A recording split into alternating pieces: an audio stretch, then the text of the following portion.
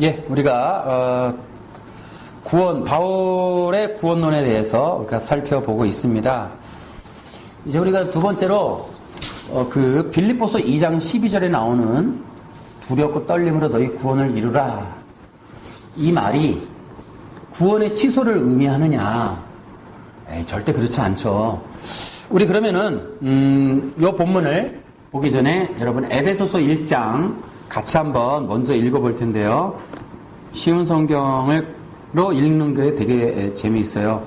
좀 더 쉽게 되어 있고요. 자, 일단 1장 여러분이 13절 같이 읽습니다. 자, 시작. 여러분이 구원의 기쁜 소식인 진리의 말씀을 듣고 믿었을 때 하나님께서는 그 표시로 우리에게 약속하신 성령을 보내주셨습니다. 예. 그 다음에 이제 2장이에요. 2장 5절. 자, 시작.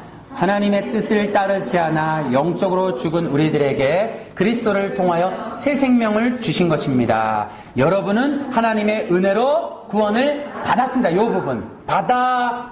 받을 겁니다예요? 받았어요? 예, 그 다음에요. 6절이요. 시작.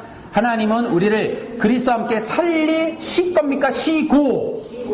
쉬었다는 거죠? 그 다음에요. 하늘 위에 있는 그분의 보좌 곁에 우리를 그리스도와 함께 앉혀주셨습니다. 앉혀줄 거예요? 주신 거예요? 주셨습니다. 그죠? 또 7절 시작. 또한 앞으로 오는 모든 세대에게 하나님의 은혜가 얼마나 크고 놀라운지를 보여주시려고 예수 그리스도 안에 있는 우리 모두에게 그의 자비를 나타내셨습니다. 자, 우리 8절은 표시를 하면서 읽어요. 시작. 여러분은 하나님의 은혜 안에서 믿음으로 구원을 그렇죠. 그 다음에 한 번 더. 여러분 스스로는 자신을 구원할 수 없습니다. 구원은 하나님의 선물입니다. 아멘. 구원을 받았다 하지요. 이게 바울의 얘기예요. 그런데 우리가 2장 8절을 개역성경으로 보면은 이런 것도 있어요. 한번 보시면은 너희는 그 은혜에 의하여 믿음으로 말미암아 구원받았으니 이것은 너희에게서 난 것이 아니요 하나님의 선물이라. 그런데 옛날에는 믿음이 하나님의 선물이라 이렇게 표현한 적이 있어요. 2장 8절을 근거로 우리의 믿는 믿음이 하나님의 선물이다 라는 근거로 이 구절을 쓸 때가 있었다고. 그런데 지금 정확하게 다시 개역개정에서 번역할 때 하나님의 선물이 믿음이야 구원이야? 구원이야. 거기 다시요. 우리 쉬운 성경 읽어요. 2장 8절 뒷부분. 구원은 시작. 구원은 하나님의 선물입니다. 선물의 내용이 뭐라고요? 구원이라니까요. 아멘. 그리고 그 앞에 구절이 뭐예요? 우리 스스로는, 그죠? 여러분 스스로는 자신을 구원할 수 없습니다. 구원은 하나님의 선물이다. 그러니까 우리가 만들어내거나 우리가 이루어내는 것이 구원이 아니라 구원이라는 것은 하나님으로부터 우리에게 오는 선물이다. 할렐루야. 이게 바울이 얘기한 거라니까요. 바울의 구원론이야 그게. 그러니까 이걸 먼저 기억을 하자고. 우리가 논쟁되는 부분을 보기 전에 바울이 말했던 구원이 무엇이었는지를 먼저 보자는 거야. 바울은 이렇게 얘기했다니까요. 그래서 구원을 이미 우리는 받았다. 받았는데 그 구원은 우리가 만들어낸 것이 아니고 하나님의 선물이다. 여러분 믿으시죠? 아멘. 제가 한번 물어보겠어요. 혹시 여러분 중에 구원을 만들어내신 분 계세요? 있을 수가? 당연히 없죠. 우리의 구원을 돌이켜봐도 우리가 만들어낸 것이 아니라 하나님의 선물이다. 이 꼭 기억하자고. 다시요.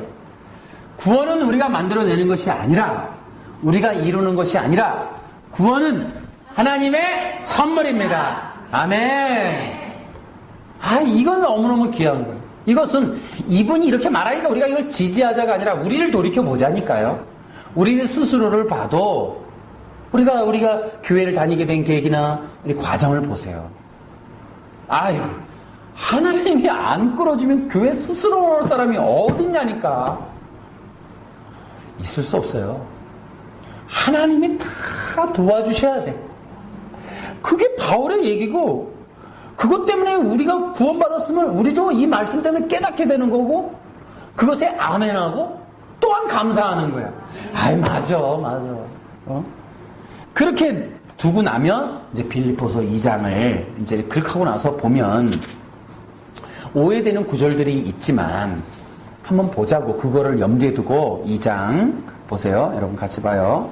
12절 같이요. 시작.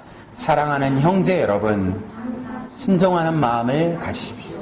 여러분과 함께 있는 동안 여러분은 하나님께 순종하는 태도를 잘 보여주었습니다.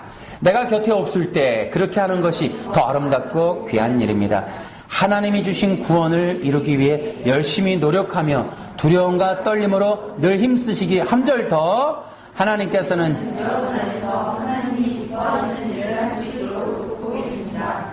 또한 하나님은 할 수 있는 힘과 능력을 여러분에게 공급해 주실 것입니다. 아멘.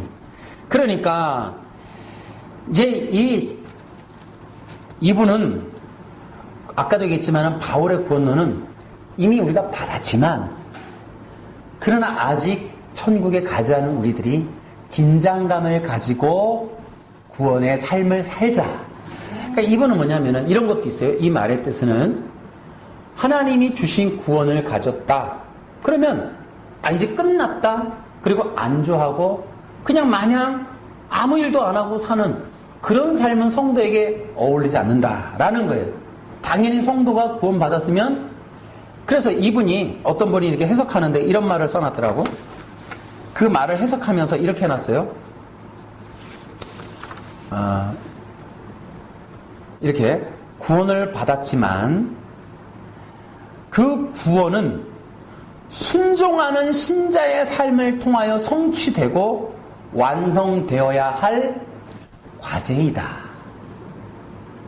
그러니까 그 구원이라고 하는 것은 구원을 받았다가 끝이 아니라 구원이라고 하는 건 순종의 삶을 사는 것을 통하여 구원의 걸음을 걷는 과제가 주어진 것이다. 그러니까 더 쉽게 얘기하면 구원은 숙제받은 거래. 이제 내가 구원의 일들을 행해야 할 과제를 받은 그런 상태라는 거야. 과제를 받았다. 나 참 좋은 말 같아. 따라해봐. 구원이란 우리에게 숙제가 주어진 것이다. 아멘. 그것이 바로 오늘 두렵고 떨림이라는 거야. 그래서 우리 성도들에게 구원을 받았다. 에베소서 말했죠? 이미 구원받았어요. 구원의 선물을 받았어요. 그 구원의 선물을 받은 성도들이 이 땅에 하나님께서 원하는 일을 해야 할 과제를 행하면서 사는 그 삶을 두렵고 떨림에 표현을 했다는 거야. 아시겠죠?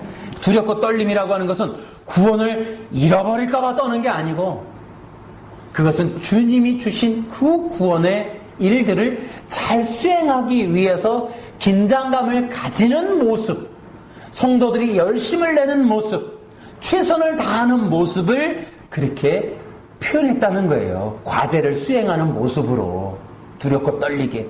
마치 학교에서 숙제 받으면 내가 이거 혼나면 어떡하지? 야, 내가 잘해야지. 내가 이거 등수에 맞아야지. 점수 잘 맞아야지. 하는 그런 마음으로 긴장감을 가지고 시험 준비하고 과제를 준비하고 하듯이 우리에게 주어진 구원을 가지고 그렇게 하나님의 일들을 수행해 가라는 겁니다. 아시겠죠? 그러면 거기 우리 프린트물 혹시 갖고 계시면 제가 옥스퍼드 성경에서 따온 그 부분을 제가 복사해 놓는데요. 바울은서부터 같이 읽어요. 시작. 바울은 빌립보 교인들이 하나님 앞에서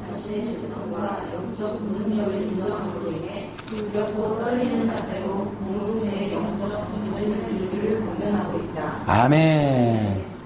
자, 여러분 로마서 8장을 쉬운 성경으로 한번 봐봐요.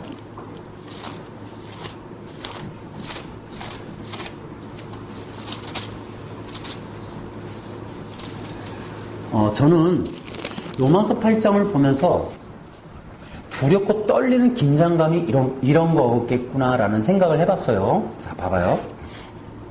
여러분이 뭘 봐야 되냐면 이제부터 모든 구절마다 이렇게 동일하게 나오는 단어들이 있어요. 두 개가 비교되는데 그걸 보면서 봐봐요. 자, 예를 들어 3절부터 보면 율법이 죄의 본성 때문에 연약하여 할 수 없었던 것을, 또 4절 이렇게 하여 죄의 본성에 따라 살지 아니하고 성령에 따라 살고 있는 우리에게 율법의 의로운 요구들이 이루어졌습니다. 5. 죄의 본성을 따라 사는 사람들은 죄의 본성이 바라는 일을 생각하지만 성령을 따라 사는 사람들은 성령이 바라시는 일을 생각합니다. 6절 죄의 본성의 지배를 받는 사람의 생각은 죽음이지만 성령의 지배를 받는 사람의 생각은 생명과 평강입니다. 7절 죄의 본성이 생각하는 것은 하나님을 거스르는 것입니다. 8절 죄의 본성의 지배를 받는 사람은 하나님을 기쁘시게 할 수 없습니다. 그러나 하나님의 영이 여러분 안에 계시다면 여러분은 죄의 본성의 지배를 받지 않고 성령의 지배를 받게 됩니다. 누구든지 그리스도의 영이 없는 사람은 그리스도에게 속한 사람이 아닙니다. 반면 그리스도께서 여러분 안에 계시다면 여러분의 몸은 죄 때문에 죽은 존재이지만 여러분의 영은 의 때문에 살아 있습니다.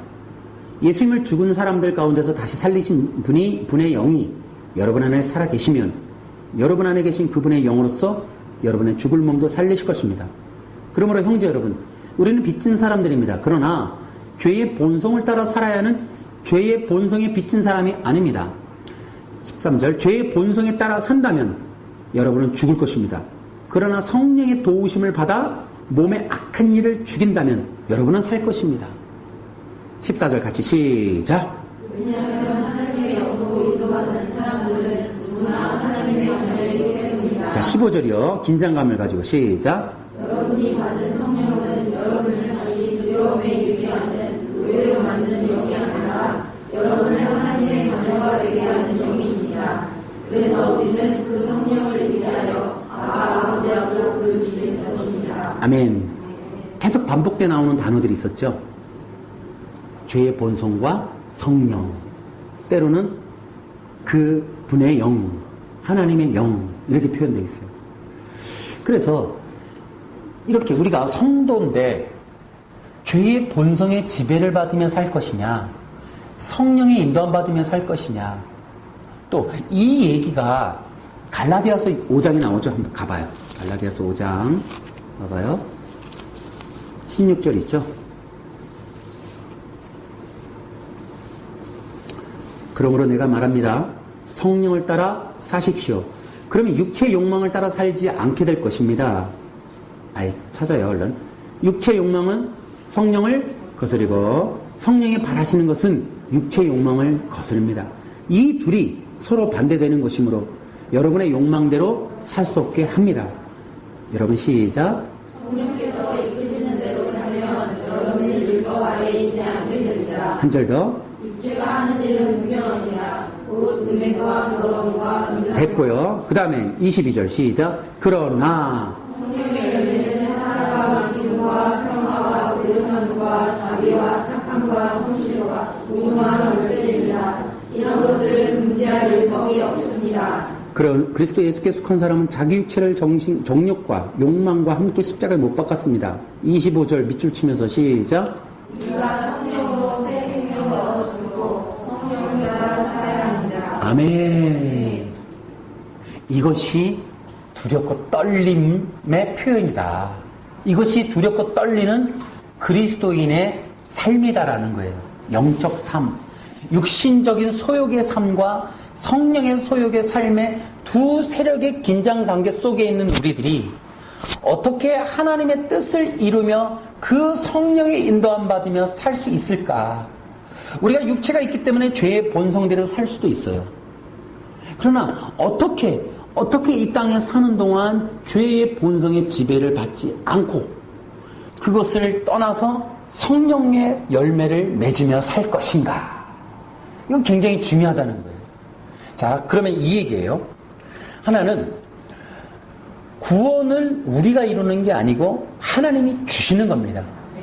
그런데 우리 성도들 그러면 하나님이 다 하시니까 우리 가만히 있어도 되겠네. 아니라는 거죠. 바울에겐 그게 아니라. 구원을 우리가 지금 여기서 받은 건 하나님의 은혜인데 마지막 최종적으로 천국에 갈 때까지 구원의 삶은 우리의 의지가 동반돼야 돼. 아멘? 그냥 기계적으로 하나님이 다 이루어 주시니까 가만히 있어도 되겠지. 이거는 아니라는 거야, 이거는. 이미 여기서 사는 동안 내가 구원의 삶을 살도록 구원의 자리에 있게 한 건 선물인데, 그 선물을 어떻게 내가 더 간직하고 그것을 누리면서 그것을 통하여 구원의 삶을 더 풍성하게 살 것이냐라는 것은 우리 의지에 달린 문제라는 거예요. 아멘? 그럼 그 의지는 뭐냐? 다른 게 아니라 성령께 순종하는 것.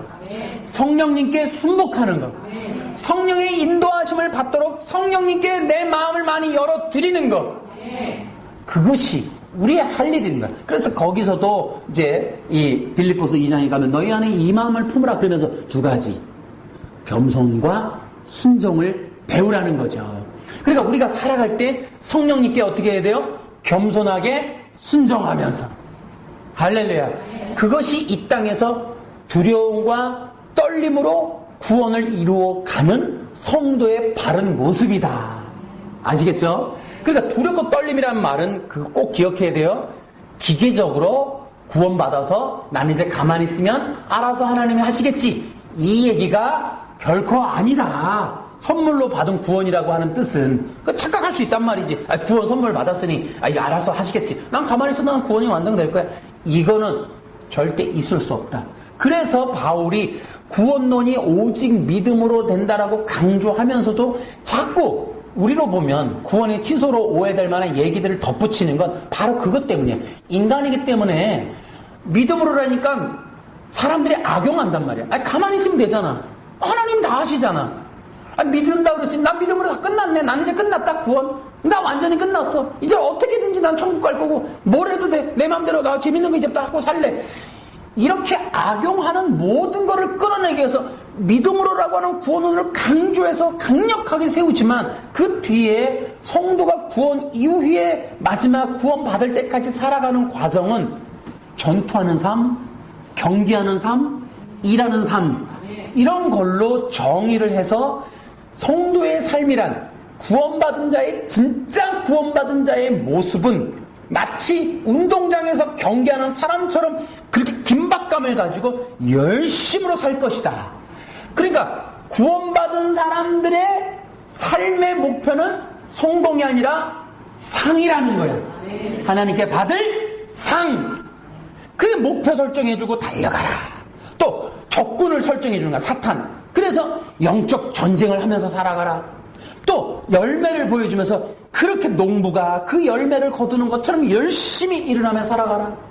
이렇게 해서 성도가 오히려 믿음으로 받은 구원, 선물로 받은 구원을 감사히 또 그것을 정말로 하나님 앞에 다시 한번 돌려드리기 위해서 최선을 다하는, 오히려 더 열심히 하나님을 향하여 하나님의 부르심의 부름의 상을 바라보며 면류관을 바라보며 달려가는 최선을 다하는 삶을 살라고 목표 설정, 또 사명감, 또 이 땅에 사는 어떤 책임감, 그런 영적 전쟁의 실체, 정체성 이런 것들을 바르게 가르쳐주는 내용 중에 두렵고 떨림이 있고 또 내가 버림받을까 두려워합니다. 이런 말들을 동원해서 성도들의 책임감, 성도들의 목적을 바르게 해주고 있다. 이해되시겠죠? 그러면 이제 우리가 배우는 거야. 이제는 바울의 구원론을 따라보면 나는 구원받았으니 가만히 있으면 되겠다? 아니라는 거죠. 구원은 선물이니까 내가 뭘 해도 이제 하나님께서 알아서 다 끝내시겠지? 아니라는 거예요. 그것이 아니라 진짜 구원을 선물로 받은 성도들은, 그래서 그 13절이 중요해. 빌립보서 2장 12절만 보면 두렵고 떨림이 있어서 그 논쟁이 있겠지만 13절도 중요해. 봐봐요. 빌립보서 2장 13절. 그것도 같이 봐야 돼. 시작. 하나님께서는 여러분 안에서 하나님이 기뻐하시는 일을 할 수 있도록 돕고 계십니다.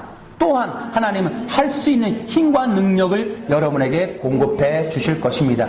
그러니까 하나님께서는 여러분 안에서 하나님이 기뻐하는 일들을 할 수 있도록 돕고 그런 능력과 힘을 공급해 주고 있다는 거야. 그래서 우리로 하여금 하나님이 기뻐하는 일을 하면서 살도록 우리를 만들어 가신다는 거야.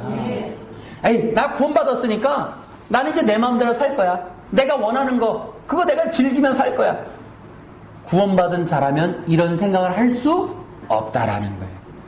구원받은 자들에게 하나님이 하시는 건 하나님의 일들을 위해서 할 수 있는 마음과 생각과 능력과 힘을 계속 불어넣어 주셔서 진짜 성도들은 내가 주를 위해서 어떤 걸 해드릴까?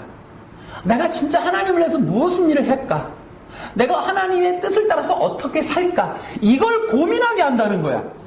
진짜 구원받은 성도라면 무슨 말인지 알겠죠? 그래서 이 두 가지 긴장관계, 구원을 받은 것과 구원을 받아가서 마지막까지 살아가는 과정, 이 긴장관계를 우리는 양단을 다 버려야 돼. 누가 말하는 대로 칼빈주의는 믿는다 그러면 끝났다. 우리 그런 거 아니에요. 더욱더 긴장하는 신앙생활을 추구하는 게 칼빈주의야. 또한 구원의 취소를 주장하는 자들에게는 그럴 리가 없다. 진짜 구원받은 성도라면 최선을 다해서 이 땅에서 주를 위해 살아갈 것이고, 그렇게 구원받은 자로 확증된 자들의 구원은 반드시 확실할 것이고 결코 취소되거나 잃어버릴 일은 절대로 없다. 한 번 구원은 영원하다. 그러나 그 구원은 삶의 열매를 통해 성령의 나타나심을 통해 드러날 것이고, 그들이 진짜 구원받은 성도임이 분명하다면 그들의 구원은 확실할 것이다. 그러나 단지 믿는다라는 말만 가지고 구원받았다고 자랑하거나 삶의 열매는 없고 또 육신적인 삶을 살며 죄의 본성을 지배받고 사는 그런 자들은 결코 구원받은 자들이 아닐 것이고, 그런 자들의 영생의 생명의 문제는 우리의 소관이 아니다. 그들은 구원을 잃어버리는 것이 아니라 그들의 생명을 잃어버리게 될 것이다. 그렇게 죄의 본성에 지배받는 자들은 아예 구원은커녕 절대로 생명조차 얻을 수 없을 것이다. 우린 그것이 우리가 확신하고 있고 전하는 구원론입니다. 그래서 양단의 잘못된, 칼빈주의의 잘못된 맹목적 기독교와 또 알미니안들의 구원의 취소의 두 가지의 문제들을 우리는 배제시켜야 돼. 그들의 잘못된 오해와 성경 해석을 통해 이 흐려지고 있는 구원론을 우리 양단을 배격하고, 진정한 구원은 성령의 역사를 통해 증명될 것이고, 성령의 역사가 증명됨으로 확실한 구원이 드러나는 자들의 구원은 확실하고 영원할 것이다. 하나님은 당신의 자녀를 결코 버리거나 취소시키거나 또 버리지 않을 것이다. 잃어버리지 않는다. 그것을 확신하면서, 그렇다면 진짜 구원받은 성도라면 주를 위하여, 하나님의 영광을 위하여 정말 이 땅에 있는 모든 걸 버리고 주님께 나아갈 것이고 주님을 더 추구할 것이다. 그런 자들이 군사들이고 신부들이다. 우린 그러한 구원의 삶을 살아가고 걸어갑시다. 그래서 이 땅에 참다운 구원의 길을 모르는 자들을 바르게 붙잡아서 정말 예수 그리스도의 이름의 복음으로 믿고 성령 받고 성령으로 인침받게 되고 오직 예수님만을 주라고 신께 하고, 그들을 통하여 성령의 능력과 은사와 각종 열매들이 드러나서 이 땅에서 주 예수 그리스도의 기쁜 자녀로 살게 하고, 그들을 통하여 하나님의 나라가 얼마나 확장되는지, 그러한 열매와 그러한 능력과 그러한 승리의 소식이 가득한 진정한 기독교 운동을 펼쳐나갈 수 있기를, 저와 여러분이 그런 사람 되기를 주 예수님의 이름으로 축원합니다. 할렐루야, 박수로.